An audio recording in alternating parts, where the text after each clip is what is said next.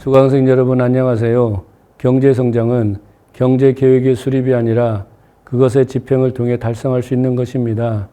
산업정책은 경제개발계획의 사업계획을 집행하는 수단이라고 할 수 있는데 이번 시간은 네 번째 요약으로 박정희 정부 시기에 시행된 산업정책을 설명하도록 하겠습니다. 후발국의 경제성장 과정에서 정부의 역할이 가장 전형적으로 드러나는 분야가 산업정책입니다. 집행이란 정부의 정책이 민간 기업의 행동을 변화시켜 정부가 목표한 방향으로 현재의 경제 상태를 변화시키는 일련의 과정이라고 할 수 있습니다. 따라서 집행이란 정부와 기업 간의 관계를 전제하는 것입니다. 이런 점에서 볼 때 경제계획 그 자체는 집행을 보장해 주는 것은 아닙니다.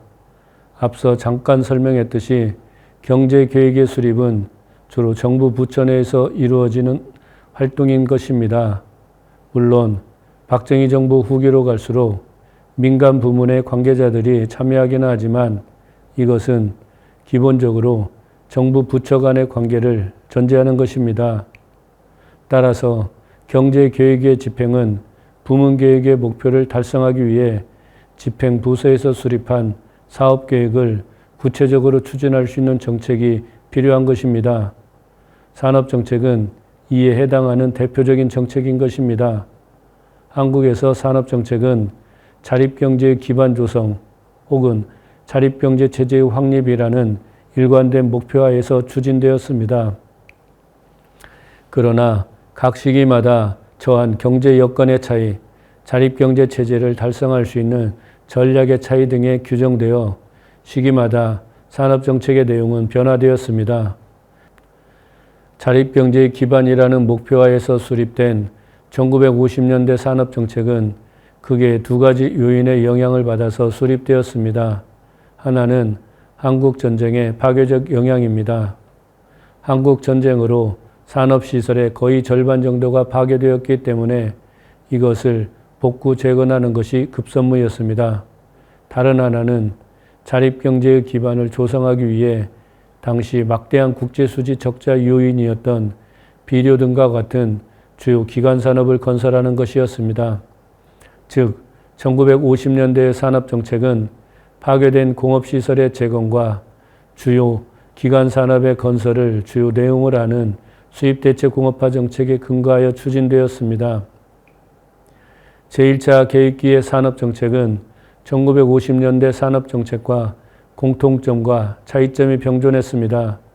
우선 공통점은 개발 전략과 공업화 정책에서 확인할 수 있습니다. 즉 균형 성장론에 입각하여 수입대체 공업화를 통해 자립경제 기반을 조성하려고 했다는 점은 1950년대와 거의 동일했습니다. 그러나 분명한 차이점도 확인할 수 있습니다. 먼저 지적할 수 있는 것은 성장 지향적이고 집행 의지가 강한 정부가 등장했다는 점, 목표 성장률 자체가 높게 책정되었기 때문에 건설, 육성하고자 한 중화공업의 수가 훨씬 많았다는 점, 마지막으로 지적할 수 있는 것은 경공업 부문의 일부 산업에서 수출이 빠르게 증가하기 시작했다는 점은 분명한 차이점이라고 할 수 있습니다. 제2차 계획기의 산업정책은 제1차 계획기 동안에 산업정책을 시행하면서 학습한 내용을 반영하여 지속 가능성 있게 산업정책을 수정해 갔습니다. 가장 중요한 것은 수출에 대한 인식이 변화한 것입니다. 제1차 계획기에는 자립경제 체제를 달성할 수 있는 공업화 정책으로 수입대체 공업화 정책을 선택했다면 제2차 계획기에서는 수출주도 공업화 정책과 수입대체 공업화 정책을 동시에 추진하기 시작하였습니다. 앞서 설명한 바와 같이 제1차 계획기 후반부터 일부 경공업 기업에서 수출산업으로 전환해 갔는데 이런 추세는 제2차 계획기 후반에는 일부 중화공업으로까지 확대되었습니다. 박정희 정부는 높은 목표 성장률을 달성하면서 자립경제 체제를 확립하기 위해서는 경공업뿐만 아니라 중화공업에서도 수출이 필요하다는 것을 학습했던 것입니다. 경제계획의 성격이 실천계획에서 유도계획으로 변화한 제3차 경제계획 이후부터는 구체적인 사업계획을 공식적으로 수립하지는 않았습니다. 따라서 박정희 정부는 이런 문제를 보완하기 위해 경제계획과 구분되는 종합궁업 육성계획을 별도로 수립하였습니다. 계획기간이 1973년에서 1981년까지여서 제3차 계획과 제4차 계획의 계획기간을 전체적으로 포괄하고 있는 이 종합궁업 육성계획기의 산업정책은 모든 산업에서 수출이 전면화되었다고 할 수 있습니다. 이와 같이 박정희 정부 시기의 산업정책은 처음부터 완성형으로 준비된 것이 아니라 시행하고 배우면서 조정하는 과정을 거치며 완성되어 갔습니다. 철강공업은 박정희 정부 시기 산업정책의 전개 과정을 이해하는 데 하나의 좋은 사례라고 할 수 있습니다. 1950년대 철강공업은 국내 수요를 기반으로 중소규모의 철강공장이 다수 존재하였습니다. 이 중 규모가 크고 선철과 강철을 생산하여 한국 경제의 부흥에 중요한 역할을 수행할 수 있었던 공장은 삼화제철과 대한중공업공사 두 곳이었는데 이 두 공장은 귀속기업체로 정부 소유기업이었습니다. 한국전쟁의 파괴적 영향은 이들 두 기업에게도 영향을 미쳐 심각히 파괴되었습니다. 전쟁의 파괴를 신속히 복구, 재건하는데 철강제에 대한 수요가 확대될 것이라 예상하여 정부는 재정자금을 투입하여 이 두 공장을 복구, 재건하고자 했지만 거의 성과를 거두지 못했습니다. 1950년대 후반부터 이승만 정부는 기존 시설의 재건에서 일관 제철 공장의 건설로 생각을 완전히 바꾸었습니다. 이때 제출된 계획에 따르면 철강에 대한 국내 수요를 수입을 통해 공급했던 것을 대체한다는 수입 대체의 관점에서 공장을 건설하고자 했습니다. 이런 수입 대체의 관점은 제1차 경제계획에서도 그대로 유지되었습니다. 물론 차이점도 확인할 수 있습니다. 가령 공장 규모는 조강 기준에서 종전에 20만 톤에서 30만 톤대로 확장되었고 소요 외자액도 크게 증액되었습니다. 그러나 더 큰 변화는 건설 주체가 정부 기업인 대한중공업공사에서 민간 기업인 한국종합제철회사로 변경된 것입니다.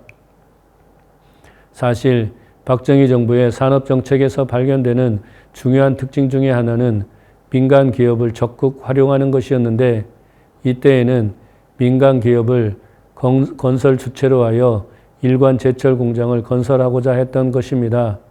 그러나 제1차 계획기에 종합제철 공장을 건설하려는 계획은 좌절되었습니다. 가장 중요한 이유는 종합제철 공장 건설에 필요한 외자를 조달할 수 없었기 때문이었습니다.